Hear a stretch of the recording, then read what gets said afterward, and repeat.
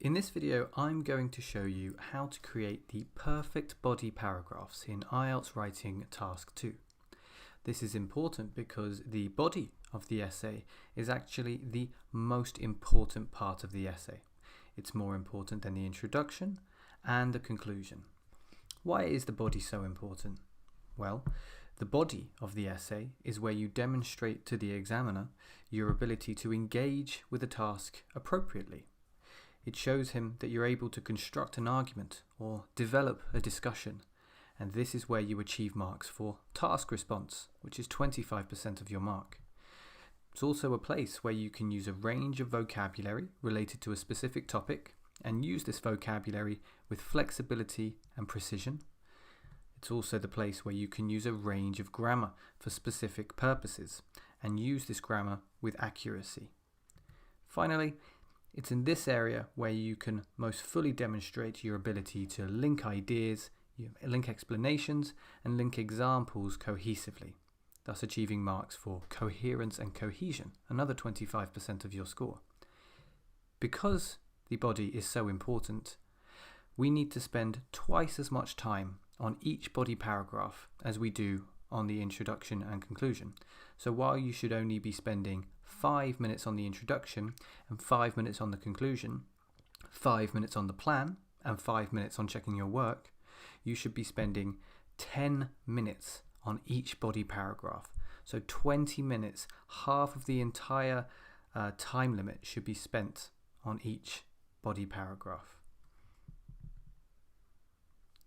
So, how do we create a perfect body paragraph? Well, we should start by thinking of writing between 4 and 6 sentences. 5 tends to be the magic number, and we have 5 sentences on the screen in front of us. Each of these sentences does a different thing. They each have a specific purpose.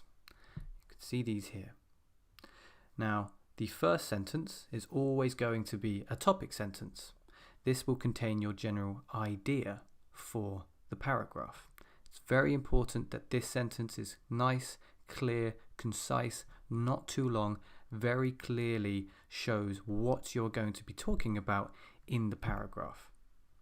You can see this here. One problem in big cities is the lack of green spaces in a problem and solution essay. Very, very clear. Now you can follow this sentence with any of the following sentences except the solution. You can follow it with a supporting sentence, also known as an explaining sentence. You can follow it with an example. You can follow it with a result.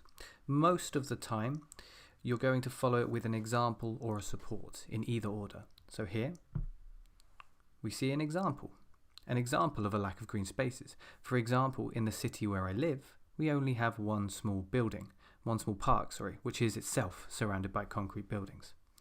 We follow this with a supporting sentence. Why is this a problem? Well, this is an issue because city citizens need green areas in order to relax, and the plants and trees also help to filter the air. As this is a problem and solution paragraph, we need to follow this with a solution. To solve this problem, city authorities must invest more in building parks and gardens, and then the result of that solution. It's often nice to finish a paragraph with a result because the result will link itself to the first sentence, creating a very, very clear central topic. Really important for coherence and cohesion if you want to score a band 7 or above. So as a result, the people who live in cities will suffer from less stress and breathe cleaner and safer air. As I said, we can do these in any sort of order. Here's another formula where we've gone topic sentence, supporting sentence, example, alternative, which I'm going to explain, and then another example or supporting sentence. So the topic sentence in an advantages and disadvantages essay, one of the most significant benefits of air travel is speed. Very clear, speed, advantage, air travel, speed. The supporting sentence, where we're just giving a little bit more information. Most aircraft nowadays are able to travel faster than any other mode of transport, and they do not have to deal with the same obstacles as on land. Follow that with an example, a nice, tangible, concrete, clear example. To illustrate this speed, notice the cohesive device, to illustrate this speed, a journey from London to New York by air takes just 10 hours. Now the alternative is where we look at the opposite or the contrast to further support our point. How can we show how fast air travel is? Well, we can contrast it with a slower form of transport like boat. So in contrast, traveling across the Atlantic by sea takes several days. So very clear contrast. And support that a little bit more, maybe a result. Evidently, traveling by plane is far more convenient than traveling by any other means. Another example here, where we sort of do an extra topic. For example, here we're looking at drawbacks of air travel. However, air travel does have a drawback in air pollution. Very clear. Air pollution. There's our topic. The power required for a plane to take off and fly to its destination causes a huge amount of fuel to be burnt. There's our supporting sentence. Why is there so much air pollution? Well, this is why. An example of how much damage this does: it is believed that 13 million flights are taken each year, and this creates a huge strain on the environment. 13 million flights. Very, very clear example.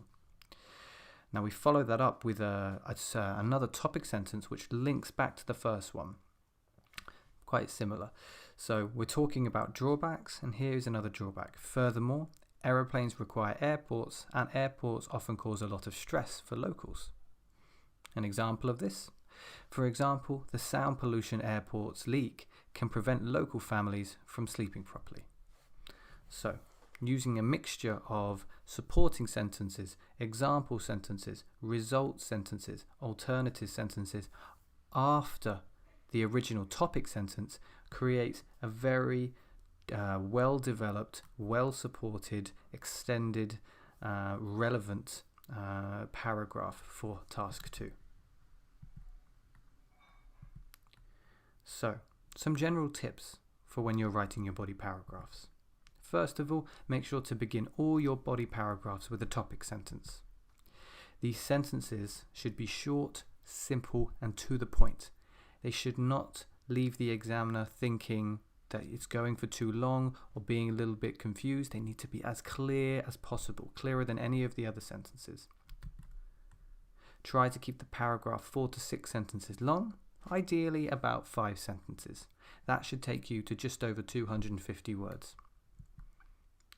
Now, when you write a discussion opinion essay, make sure to begin the body with the side you disagree with, unless it's an opinion essay, and then you do not need to balance your opinion.